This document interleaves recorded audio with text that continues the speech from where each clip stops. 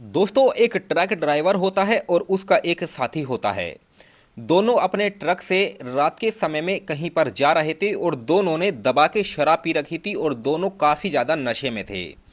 तकरीबन रात के 10 बजे का समय होता है। एक 18 साल की लड़की रोड के पास खड़ी हुई थी ऑटो की तलाश में और बस की तलाश में। रात के 10 बजे के आसपास इस ट्रक ड्राइवर की नज़र उस लड़की पर पड़ती है। लड़की अकेली थी, इसीलिए वो अपने साथी के साथ एक प्लानिंग करता है और लड़की के पास ट्रक लाकर रोक देता है। ट्रक ड्राइवर ट्रक से नीचे उतरता है और लड़की के पास चला जाता है और उससे बात करता है कि मैडम, आपको कहाँ पर जाना है। लड़की कुछ बोलती नहीं है, वो चुपचाप रहती है। लेकिन ये ट्रक ड्राइवर बार बार उससे बात करता है और कहता है कि मैडम, आपको जहाँ पर जाना है हम आपको वहीं पर छोड़ देंगे। रात काफ़ी ज़्यादा हो चुकी है और ये एरिया सेफ़ भी नहीं है। आप ऐसा करो कि हमारे ट्रक में बैठ जाओ, हम आपको वहीं पर छोड़ देंगे जहाँ पर आपको जाना है। दोस्तों, लड़की मान जाती है, उनकी बातों में आ जाती है। ये जैसे तैसे करके बहला फुसलाकर उसे अपने ट्रक में बिठा लेते हैं। ट्रक चलता है। तकरीबन 1 से 2 किलोमीटर की दूरी पर जब ट्रक चलता है तो ट्रक ड्राइवर का जो साथी होता है वो अपने बैग से एक स्प्रे निकालता है और लड़की के मुंह पर मार देता है। देखते ही देखते दोस्तों, लड़की वहीं पर बेहोश हो जाती है और लेट जाती है। इस तरीके से दोस्तों, जब रात के 2 से ढाई बजे का समय होता है तो ट्रक से कुछ अजीब अजीब आवाज़ें आना शुरू हो जाती है और 1 घंटे तक ये आवाज़ें आती है। दोस्तों, 1 घंटे के बाद ये आवाज़ें भी आना बंद हो जाती है। लेकिन जब सुबह होती है, सुबह 6 बजे के आसपास, ट्रक एक जंगल के पास रोड के किनारे खड़ा हुआ था और ट्रक ड्राइवर और उसके साथी की लाश रोड के किनारे पड़ी हुई थी और लड़की बेहोशी की हालत में ट्रक के अंदर लेटी हुई थी। लोग वहाँ पर इकट्ठा हो जाते हैं, लोग आपस में बात कर रहे थे। तभी लोग वहाँ पर पुलिस को भी बुला लेते हैं। पुलिस मौके वारदात पर पहुँच जाती है और इस केस की छानबीन करने लगती है। दोस्तों, ये ट्रक ड्राइवर और उसका साथी होता है, इन दोनों की बॉडी को अपने कब्जे में लेके पंचनामा बना के इनको पोस्टमार्टम के लिए भेज दिया जाता है और लड़की को मेडिकल परीक्षण के लिए, उसके इलाज के लिए उसे अस्पताल में भेज दिया जाता है। दोस्तों, आखिर ये मामला था क्या? क्या लड़की ने ही इन दोनों की हत्या कर दी थी या ट्रक ड्राइवर और उसके साथी ने लड़की के साथ गलत किया था? दोस्तों, इस केस की सच्चाई थी क्या? आखिर पूरा मामला था क्या? इसके बारे में जब आप जानोगे तो वाकई आपके रोंगटे खड़े हो जाएंगे, आप दंग रह जाओगे और आप ये सोचने पर मजबूर हो जाएंगे कि आखिर ऐसा कैसे हो सकता है। दोस्तों, तो बस आप इस वीडियो के अंत तक बने रहिएगा, क्योंकि इस वीडियो से आपको एक बहुत बड़ी सीख मिलने वाली है। आपके बच्चों की सुरक्षा के लिए एक सीख मिलने वाली है। दोस्तों, अगर ये वीडियो आप हमारी YouTube पर देख रहे हैं तो हमारे चैनल को सब्सक्राइब कर लीजिएगा और ये वीडियो अगर आप हमारे Facebook आईडी पर देख रहे हैं तो हमारे Facebook आईडी को भी ज़्यादा से ज़्यादा फॉलो ज़रूर कीजिएगा। और जितने भी मेरे भाई इस वीडियो को देश के किसी भी कोने से देख रहे हैं तो वो इस वीडियो की कमेंट में अपना नाम और अपनी सिटी का नाम ज़रूर लिखें, ताकि अगली वीडियो में हमें आपके नाम बोलते हुए खुशी हो। तो चलिए शुरू करते हैं और बताते हैं कि आखिर पूरा मामला है क्या। दोस्तों, आज की हमारी सच्ची कहानी की शुरुआत होती है पंजाब राज्य से। पंजाब राज्य के एक गांव में मनप्रीत कौर नाम की लड़की अपने माता पिता के साथ रहा करती थी। मनप्रीत कौर का एक छोटा भाई होता है। मनप्रीत कौर की उम्र तकरीबन 18 साल के आसपास होती है और वो कॉलेज में पढ़ाई लिखाई कर रही थी। मनप्रीत कौर पढ़ने लिखने में काफ़ी होशियार थी। उसके हर एक सब्जेक्ट में काफ़ी अच्छे खासे नंबर आया करते थे और वो हर एक काम को बड़ी आसानी और सरलता के साथ कर लिया करती थी। मनप्रीत कौर का सपना था कि वो सरकारी नौकरी करेगी और अपने गांव और अपने माता पिता का नाम रोशन करेगी। इसीलिए सरकारी वैकेंसी जब भी निकलती थी तो वो उसमें अपना फॉर्म अप्लाई कर दिया करती थी। दोस्तों, एक बार बैंक की वैकेंसी निकलती है। मनप्रीत कौर बैंक का फॉर्म अप्लाई कर देती है और अप्लाई करने के 6 महीने के बाद वो तारीख आ जाती है जब मनप्रीत कौर का एग्ज़ाम होता है। दोस्तों, आप लोगों को पता होगा कि जब भी कोई सरकारी वैकेंसी का एग्ज़ाम होता है तो उसके घर से वो दूर ही होता है। जैसे कि 150 किलोमीटर, 200 किलोमीटर या फिर कभी कभी 500 किलोमीटर की दूरी पर भी एग्ज़ाम होता है और वहाँ पर एग्ज़ाम देने के लिए जाना भी पड़ता है। दोस्तों, आखिरकार वो दिन आ ही जाता है जब मनप्रीत कौर का सेंटर लुधियाना में चला जाता है, उसके घर से तकरीबन 150 किलोमीटर की दूरी पर। वो अपने माता पिता को बोल के एग्ज़ाम देने के लिए लुधियाना की ओर निकल जाती है, जो कि उसके घर से 150 किलोमीटर की दूरी पर था। वो वहाँ पर सेंटर पे सही सलामत पहुँच जाती है। उसका जो एग्ज़ाम था वो शाम की शिफ्ट में होता है, यानी कि तकरीबन 3 बजे उसका एग्ज़ाम शुरू होना था। मनप्रीत कौर का एग्ज़ाम 3 बजे शुरू होता है शाम की शिफ्ट में और 6:30 बजे उसका एग्ज़ाम ख़त्म होता है। अब मनप्रीत कौर का एग्ज़ाम ख़त्म हो जाता है, धीरे धीरे 7 बज जाते हैं। वो सोचती है कि अभी तो टाइम ज़्यादा नहीं हुआ है, मैं ऐसा करती हूँ कि घर की ओर निकल जाती हूँ, रात रात में घर पहुँच जाऊँगी।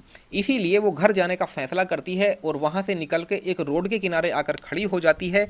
वो सोचती है कि यहाँ पर कोई सवारी मिल जाएगी, ऑटो मिल जाएगा या फिर कोई बस मिल जाएगी और उसमें बैठ के वो अपने घर पर चली जाएगी। लेकिन दोस्तों, मनप्रीत कौर ने जो सोचा था ऐसा नहीं हो पाया। वहाँ पर उसे ना ही कोई ऑटो मिला और ना ही कोई बस मिली। उसको इंतज़ार करते करते तकरीबन रात के 10 बज जाते हैं। अब धीरे धीरे जो वहाँ पर चहल पहल होती है, जो ट्रैफिक होता है, वो बहुत कम हो जाता है। दोस्तों, रात के 10 बजे के आसपास एक ट्रक ड्राइवर और उसका साथी उसी रोड से उसी ओर आ रहे थे, यानी कि मनप्रीत कौर की ओर आ रहे थे। दोनों ने काफ़ी अच्छी खासी शराब पी रखी थी, दोनों काफ़ी नशे में थे। वो दोनों जम्मू से अपने ट्रक में सामान लोड करके हरियाणा की ओर जा रहे थे। दोस्तों, कालू सिंह जो होता है ट्रक ड्राइवर, उसकी नज़र मनप्रीत कौर के ऊपर पड़ती है और अपने साथी श्याम सिंह से कहता है कि एक लड़की है और अकेली खड़ी है, आज तो मौका है, इसे कैसे भी करके अपने ट्रक में बिठा लेना है। दोस्तों, दोनों प्लानिंग कर लेते हैं। फिर कालू सिंह अपना ट्रक मनप्रीत कौर के पास ले जाकर रोक देता है और ट्रक से नीचे उतर के उसके पास जाता है और कहता है कि मैडम, आपको कहाँ पर जाना है। मनप्रीत कौर उसकी बात सुनती है लेकिन किसी बात का कोई जवाब नहीं देती है। अब कालू सिंह बार बार उससे कहता है कि मैडम, रात काफ़ी ज़्यादा हो चुकी है, ये एरिया सेफ़ नहीं है, तुम ऐसा करो कि हमारे ट्रक में बैठ जाओ, हम आपके घर की ओर ही जा रहे हैं, हम आपको आपके घर के पास से छोड़ देंगे। दोस्तों, जैसे तैसे करके कालू सिंह बात बात में उसे बहला फुसला लेता है और उसे मना लेता है। मनप्रीत कौर भी मान जाती है और उसके ट्रक में बैठ जाती है। ट्रक चलता है दोस्तों, 1 किलोमीटर या 2 किलोमीटर चला ही होगा, तभी श्याम सिंह अपने बैग से एक स्प्रे निकालता है और मनप्रीत कौर के मुंह पर मार देता है। मनप्रीत कौर देखते ही देखते वहीं पर बेहोश हो जाती है और सो जाती है। दोस्तों, इस तरीके से जो श्याम सिंह होता है, जो कालू सिंह का ड्राइवर का साथी होता है, वो मनप्रीत कौर के साथ जोर ज़बरदस्ती करके अपने गलत रिश्ते कायम कर लेता है। 1 घंटे तक वो उसके साथ इसी तरीके का काम करता है और जब वो थक जाता है, उसकी संतुष्टि हो जाती है, वो हट जाता है। उसके बाद ट्रक श्याम सिंह चलाता है और कालू सिंह मनप्रीत कौर के साथ अपने गलत रिश्तों को बना लेता है। 1 घंटे तक वो भी उसके साथ इसी तरीके का काम करता है। अब दोस्तों, तकरीबन 2 बजे के आसपास मनप्रीत कौर की आंख खुलती है। उसका शरीर टूटा टूटा हुआ था। उसे महसूस हो जाता है कि कहीं ना कहीं इन दोनों ने उसके साथ गलत किया है। दोस्तों, मनप्रीत कौर उनसे कहती है कि तुमने मेरे साथ क्या किया है। तभी कालू सिंह उससे कहता है कि जो हमें एक लड़की के साथ करना चाहिए वही हमने किया है। अब मनप्रीत कौर समझ जाती है कि इन दोनों ने उसके साथ गलत किया है। वो उठने की कोशिश करती है लेकिन उसके अंदर इतनी ताकत नहीं थी, क्योंकि उसका शरीर टूटा टूटा था, वो अच्छे से उठ भी नहीं पा रही थी। दोस्तों, थोड़ी देर के बाद श्याम सिंह जो होता है, वो मनप्रीत कौर के साथ जोर ज़बरदस्ती करना शुरू कर देता है, उसके साथ गलत करने की कोशिश करता है। तभी मनप्रीत कौर को गुस्सा आता है, उसके अंदर इतनी ताकत आ जाती है। दोस्तों, जब आप लोगों को पता होगा कि जब किसी इंसान के जान के ऊपर बनती है ना, तो उसके अंदर दुगनी ताकत आ जाती है। तो मनप्रीत कौर के अंदर भी दुगनी ताकत आ गई थी। उसके हाथ में वो स्प्रे आ जाता है और उस स्प्रे को वो श्याम सिंह के मुंह पे मार देती है। श्याम सिंह वहीं पर बेहोश हो जाता है। उसके बाद कालू सिंह जब ये देखता है तो वो ट्रक को रोड के किनारे लगा देता है और मनप्रीत कौर के साथ जोर ज़बरदस्ती करना शुरू कर देता है। अब इसे इतना गुस्सा आ रहा था लड़की को कि वो अपने आप को बर्दाश्त नहीं कर पा रही थी। उसके हाथ में एक लोहे की रोड आ जाती है और उस रोड को वो कालू सिंह के सर में मार देती है। वो ताबड़तोड़ तरीके से कई बार उसके सर पे करती है। उसके सर से खून बहने लगता है, खून में उसका पूरा शरीर हो जाता है और वहीं पर वो गिर जाता है और उसकी मौत हो जाती है।